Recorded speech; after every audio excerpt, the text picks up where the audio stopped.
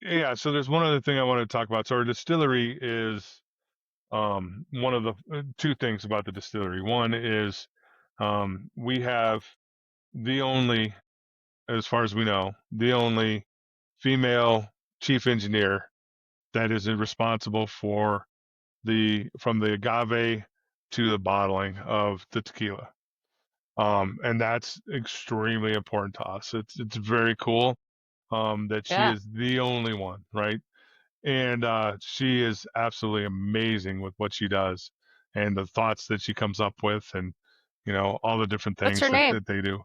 Zandra Gómez, and she is phenomenal. Um, and then the other part of so again, this has to do with their distillery. They are fully sustainable. So they take the dried fibers, the fibers from the agave, as they crush it out and wring them out and get out of the production process. That goes to the farm.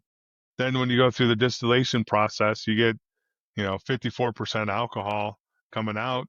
The other 46% is like a dark brown sludge, which is disgusting and smells nasty.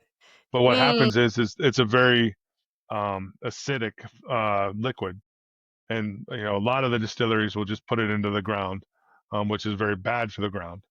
So, but what we do is they have what we call it uh, we call it the worm farm, but essentially what it is it's a compost, it's a giant compost pile.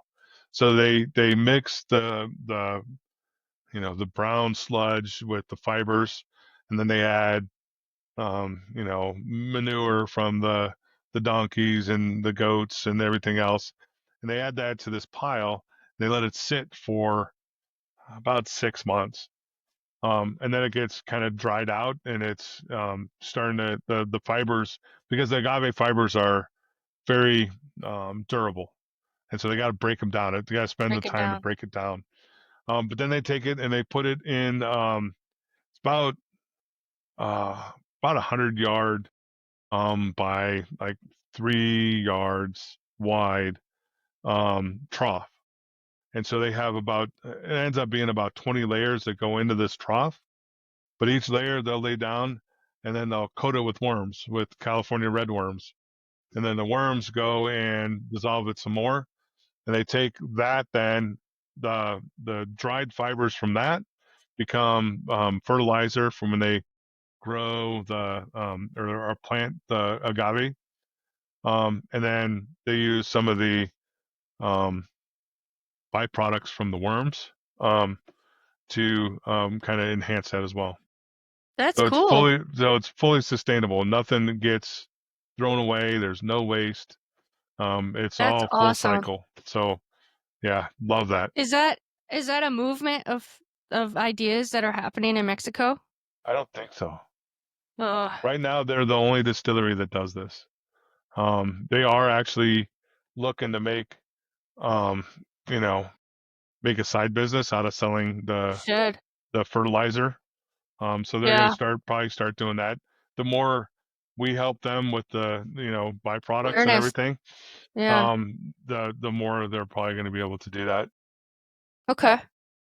Well, we'd love to see that more, and because I know that there's a movement here too of people that are really in tune with what's going on over there in protecting the land.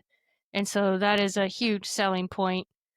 And when consumers understand that, that's gonna be a huge point of differentiation for Yeah, sure. agreed. It's huge, and yeah, and one of the sad things for the tequila movement is you have the agave farmers are um, kind of they're dwindling down a little bit, um, and it's because it takes 6 years. So if I plant the plant today, I don't see any return from that for 6 years, and so it's a hard business to get into, Mhm. and to be able to sustain, because that first 6 years until you're actually selling your plants, very hard.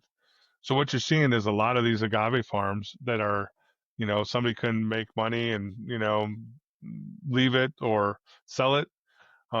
the sugarcane is just taking up that because sugarcane gets harvested twice a year, and it becomes very lucrative. And so, yeah, it's a very nice thing that we have the estate agave, and we have all of this to ourselves.